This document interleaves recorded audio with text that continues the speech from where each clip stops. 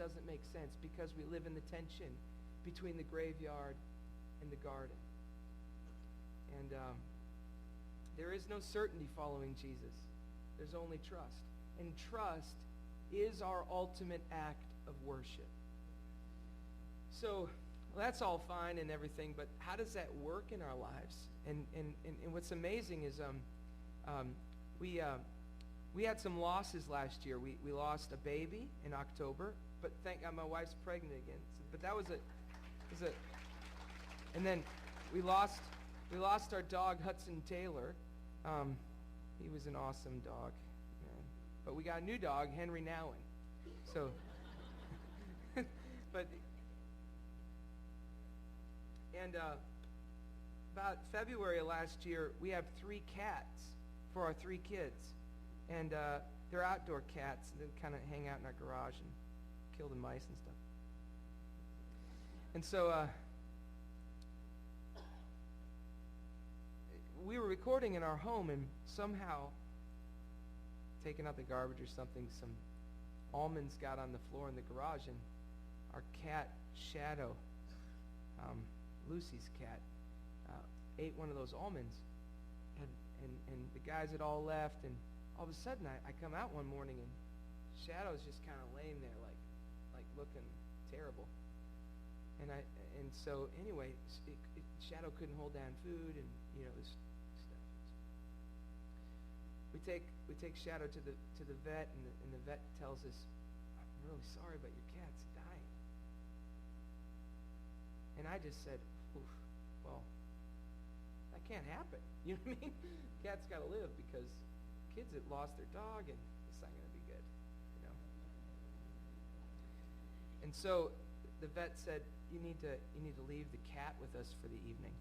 So we left the cat, and the kids were crying. They were so sad. And we go home and we eat dinner, and all of a sudden we get a phone call.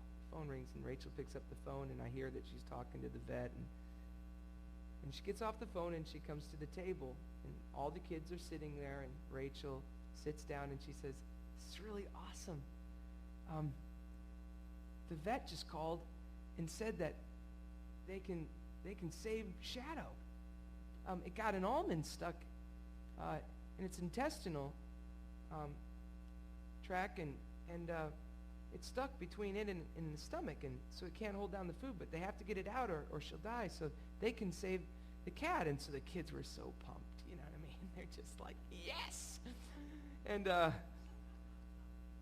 so I just kind of mentioned, I just said, how much is that going to cost? You know what I mean? and so and Rachel says right in front of the kids too. She says, "Oh, it's going to be expensive. It's going to be about $1,000." And I don't know. It was just, I guess you had to be there. Maybe but in the moment, I didn't want, I just thought to myself, I don't want my kids, down the line having to go to some psychological counselor, you know what I mean? Because daddy let their cat die, you know what I mean? So I'm sitting there, and I'm kind of stuck in a hard position. But frankly, it was quite an easy decision.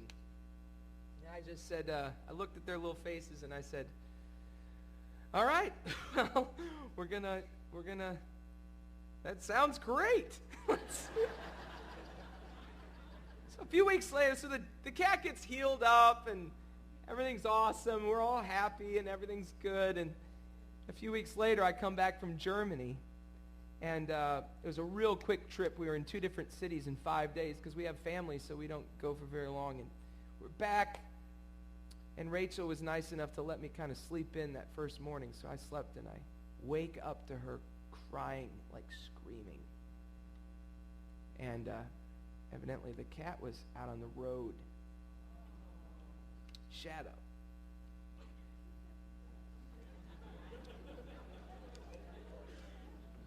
So she says, "I can't go out there. I can't see it.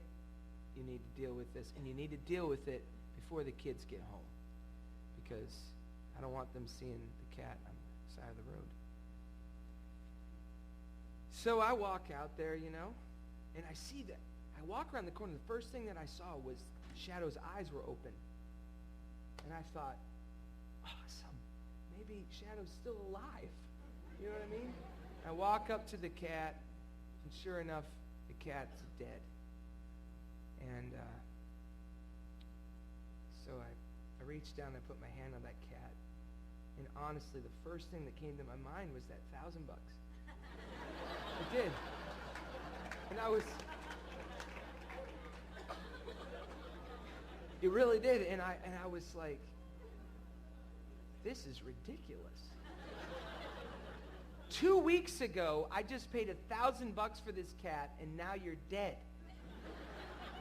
And so I laid my hand on that cat, and I just said, in the name of Jesus, get up. Right now. Now, I wasn't trying to be arrogant or anything like that. I just was like, I'm going to just try this. You know what I mean? And, but it didn't work. So when all else fails, I just make the most of the moment. Okay, this happened, let's write a song about it. So.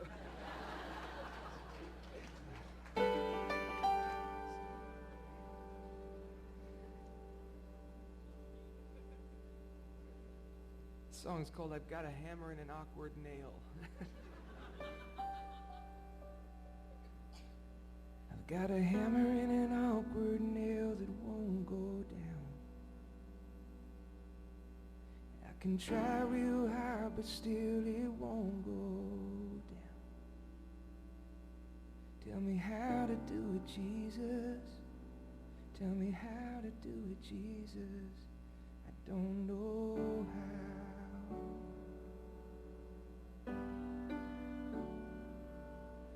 The shadow in the corner is a stray cat that we found. I paid $1,000 once to keep that cat around. Now it's lying on the pavement, and the kids are crying to save it, but I don't know how.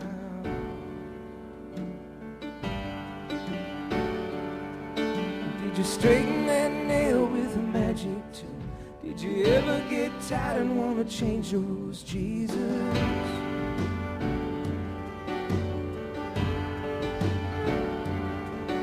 What's amazing to me about a man like you is that you raised the dead but had to suffer too, Jesus.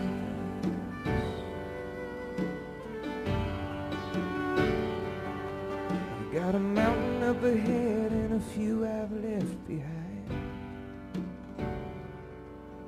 and I'm getting kind of scared of what I'm gonna find. Were you scared to do it, Jesus?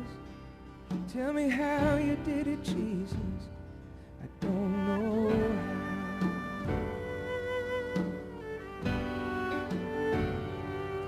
Cause if the present is a place that my future will define, I wanna slow things down and take a little time. Can you help me do it, Jesus? I want to live a little, Jesus, but I don't know how.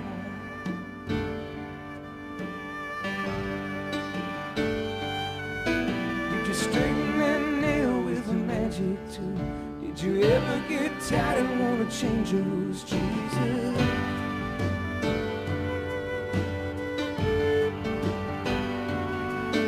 What's amazing to me about a man like you is that you raised the dead but had to suffer, Jesus.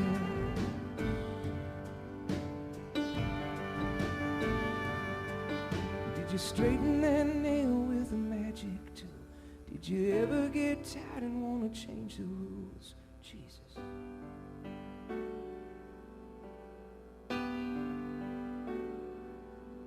What's